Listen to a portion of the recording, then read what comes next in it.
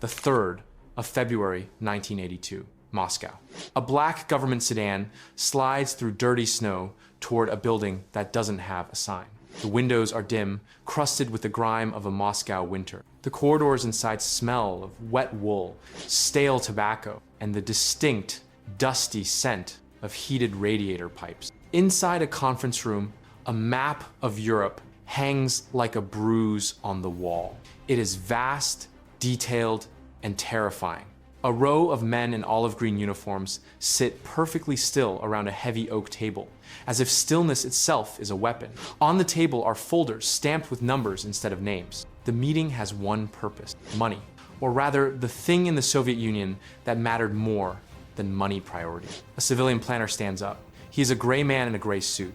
He clears his throat and reads out a warning in a careful, neutral voice. He speaks of structural imbalances, of tightening hard currency reserves, of supply chain friction. He doesn't use the words that are screaming in his head. He doesn't say broke. He doesn't say that in the industrial city of Sverdlovsk, women are currently standing in line for 4 hours in sub-zero temperatures for a chance to buy sausage that is mostly soy and sawdust. He doesn't say that the aspirin supply has failed again, or that the grain harvest is rotting in the fields because there are no trucks to move it. He just says, the balance is shifting. We must economize. Then, a general leans forward. He is a man who remembers the siege of Leningrad. He taps the table with a ballpoint pen. If you look closely, the pen is a Mont Blanc, imported from West Germany. It is a piece of precision engineering that his own country, capable of putting stations in orbit, cannot replicate for its own citizen. He ignores the irony. He looks the planner in the eye and demands more. More steel for hulls, more fuel allocation, more titanium, more modern electronics, more.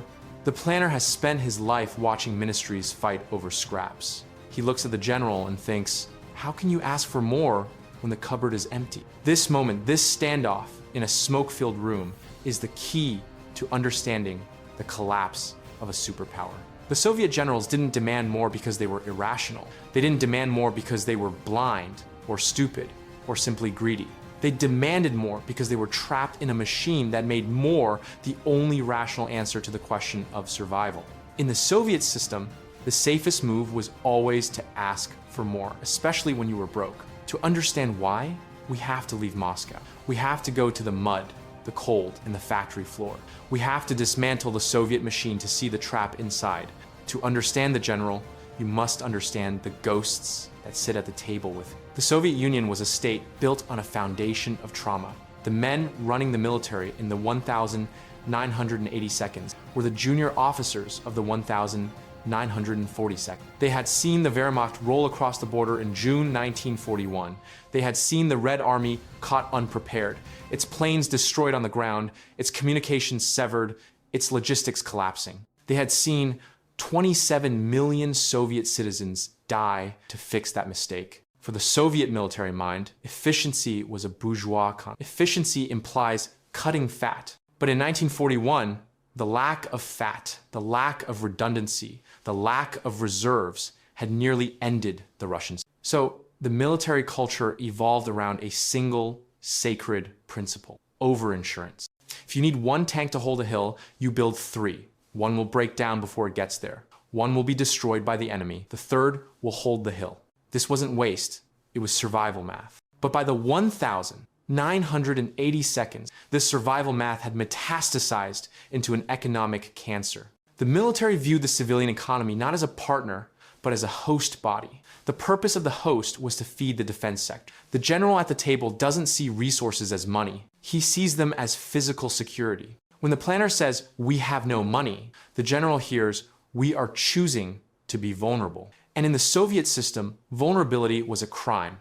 Now, let's look at the mechanics. Why didn't the cost of these demands stop them? In a market economy, like the United States or Japan, defense has a hard constraint. If the Pentagon wants a new jet, Congress has to allocate dollars. Those dollars have to come from taxes or debt.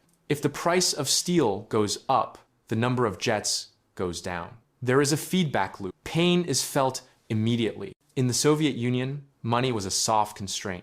The ruble was essentially an accounting unit for internal transfer. It wasn't real money in the sense that It determined who got what. The State Planning Committee determined who got what. They allocated physical quotas. This much steel to the tank factory, that much to the toaster factory. Because the military had priority one, their costs were suppressed. Let's humanize this. Imagine a factory director in the Urals named Victor. Victor runs a plant that makes heavy trucks. Victor buys steel from the state. The price he pays is fixed by a bureaucrat in Moscow.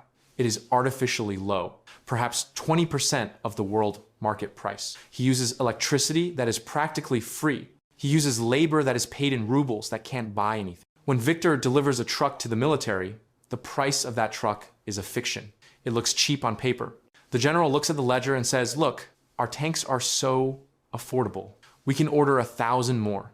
But the true cost isn't in rubles. The true cost is opportunity. The steel used for the tank is steel that was not used for a tractor. The engineer designing the guidance system is not designing a control unit for a dialysis machine. The electricity burning in the smelter is not lighting a hospital. In a market system, the price signal tells you when you are using too much. If steel gets scarce, it gets expensive and you stop buying it. In the Soviet system, there were no price signals. There were only shortages. So when the economy strained, the general didn't see a price hike. He just saw that his deliveries were late. And when deliveries are late in a paranoid system, what do?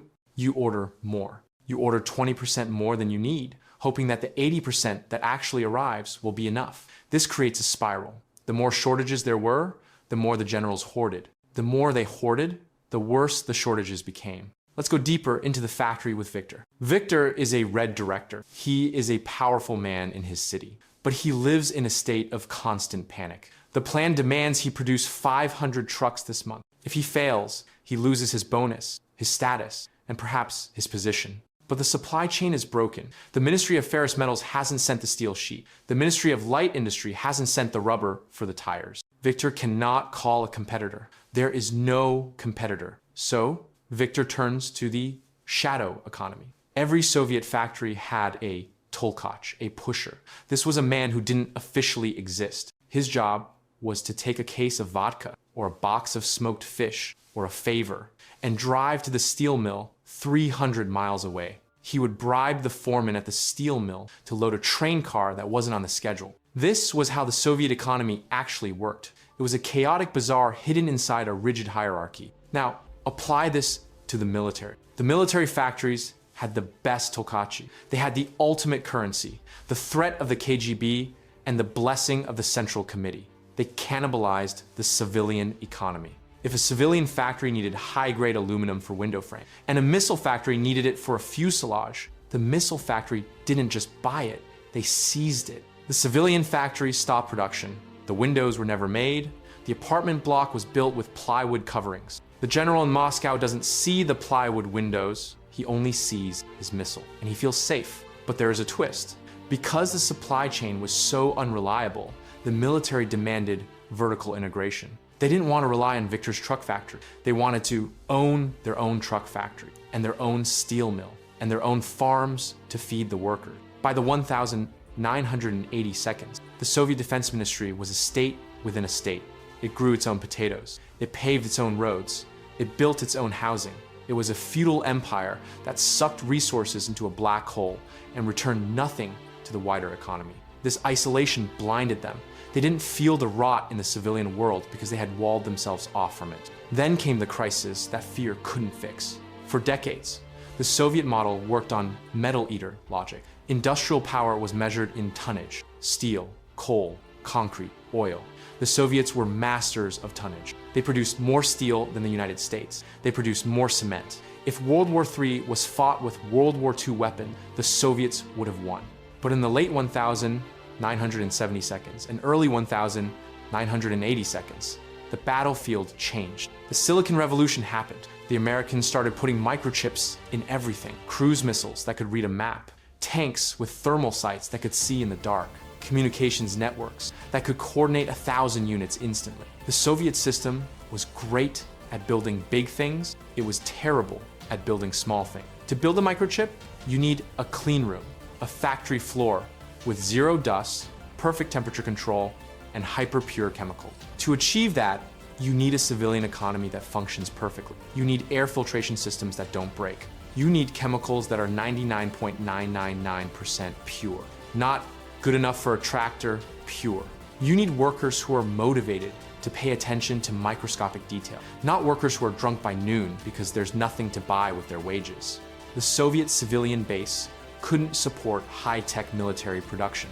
This terrified the general in our Moscow meeting. He looked at the reports from the West. He saw the American Star Wars program. He saw the new NATO tanks. He realized that his 10,000 steel tanks were becoming obsolete targets. A rational system might have said, we need to reform our economy to build a computer industry. But the Soviet system wasn't rational. It was political. The general's reaction to the technology gap wasn't to pause. It was to sprint. He demanded hard currency. He demanded that the state buy Western computers, Western machines, Western tools. He set up vast smuggling rings to steal technology they couldn't invent. This brings us to a specific tragedy, the Soviet scientist. Imagine a man named Andrei. He is a brilliant physicist in a closed city. He knows how to design a better guidance system, but he doesn't have the computer to model it. He doesn't have the high-quality silicon to build it. His boss, a political appointee, hands him a stolen American chip, an Intel or a Motorola, and says, copy this. Andrei spends 5 years reverse engineering a chip that is already obsolete in California. He isn't innovating. He is chasing ghosts. The military demanded parity. But parity in the information age requires a free exchange of ideas, decentralized innovation, and a vibrant consumer market to drive down the cost of chips. The Soviets had none of that. So, the cost of defense skyrocketed. To build one high-tech fighter jet in 1985 cost the equivalent of 20 World War II fighters. The bang for the ruble collapsed. And yet, the general demanded more. Because now, he wasn't just afraid of invasion. He was afraid of irrelevance. Let's go back to the snow. Let's look at the soldier. The more that the general demanded often existed only on paper. The Soviet Union was a culture of tufta. Roughly translated, tufta means padding the numbers, falsifying the report, making things look good for the boss. In the military, tufta was everywhere. A regiment is supposed to have 50 operational tanks. In reality, 20 of them have engines that don't start. The conscripts have sold the batteries on the black market to buy cigarettes. The optics have been clouded by fungus because the storage sheds leak, but the colonel cannot report this. If he reports 20 tanks ready, he is fired. If he reports 50 tanks ready, he is praised. So when the general in Moscow looks at his map, he sees a phantom army. He sees divisions that are fully staffed and fully equipped. He calculates his strategy based on lies that he forced his subordinates to tell him. This created a feedback loop of paranoia. The general knows deep down that the numbers are inflated. He knows the system lies. So if the report says we have 1,000 tanks, he assumes he actually has 600. But the enemy NATO has 800. So to be safe, he orders another 500 tanks. The factory builds them badly. The colonel receives them and parks them in the snow. The report says we now have 1,500. The general assumes he has 900. He is never safe. The sheer size of the lie requires a sheer size of production to cover it up. We must pause here to look at what this did to the Soviet soul. The priority of the military didn't just take money. It took the best minds. If you were a brilliant young engineer in 1980, you didn't go to work for a car company to design a better Lada. The car factory was a graveyard of ambition. You went to the Defense Bureau. There, you had better food. You had access to foreign journals. You had prestige. The result was a brain drain inside the country. The civilian sector was left with the second-tier talent, the broken machines, the scraps. This is why the Soviet Union could land a probe on Venus, but could not manufacture a decent pair of denim jeans. It wasn't that they couldn't do it. It was that the system decided jeans didn't matter. But by the 1,980 seconds, the people were tired. The social contract of the USSR was simple. You don't have freedom, but you have security. You have a job, bread, a roof. The military's insatiable hunger began to eat that contract. To pay for the missiles, the state stopped maintaining the infrastructure. Pipes burst, trains derailed, hospitals ran out of anesthesia. The stability that the military claimed to protect was rotting from the inside. Then came the test, Afghanistan. The Soviet military, the machine built to fight World War III across the plains of Germany, marched into the mountains of Afghanistan, and the Moore strategy failed.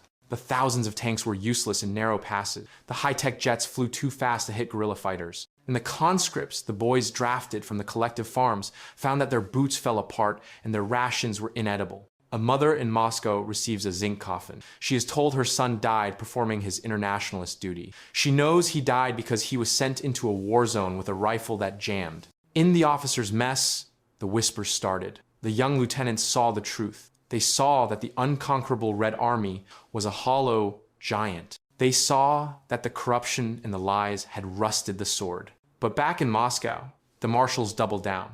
They blamed the failure on insufficient forces. They asked for more troops, more helicopters, more money. It was the only reflex they had. By 1985, Mikhail Gorbachev comes to power. He looks at the books. He sees the horror. He sees that defense spending is not 16% of the budget as officially claimed. It is likely 40% or more of the entire economy. The vampire is bigger than the host. Gorbachev tries to stop it. He says the magic word, conversion. He orders military factories to start making civilian goods, conversia. Missile plants should make food processors. Tank plants should make tractors. But you cannot fix a system like this by changing the orders. You have to change the incentive. The military directors panicked. They didn't know how to sell to consumers. They didn't know how to price a food processor. A tank has one customer, the state, and the state always pays. A food processor has to be bought by a housewife, and if it explodes, she won't buy another one. The Red directors sabotaged the reforms. They hoarded materials even more aggressively, terrified of the chaos. The general in our opening scene is now older. It is 1989. The Berlin Wall is cracking. The satellite states are drifting away. Does he say, we have enough? No, he says, we are losing our buffer zone. The danger is closer than ever. We need emergency allocations. He demands more to secure the crumbling border. But there's nothing left to give. The shelves are bare. The miners are on strike. The oil price has crashed. The Moore strategy has finally hit the one thing it cannot defeat, arithmetic. The end didn't come with a bang. It came with a signature. When the Soviet Union dissolved in December 1991, the military didn't fight to save it. Why? Because even the generals knew by then that the game was up. They were commanding ghost divisions. They were sitting on stockpiles of weapons that no one could afford to maintain. The Moore had become a burden so heavy it crushed the floorboard. The rail yard in the Urals, the one receiving the secret shipments, it stopped. The workers went home. The guidance system sat in the crates, gathering dust, unguarded. Let's return to that smoke-filled room in 1982 one last time. Look at the general. Look at his West German pen.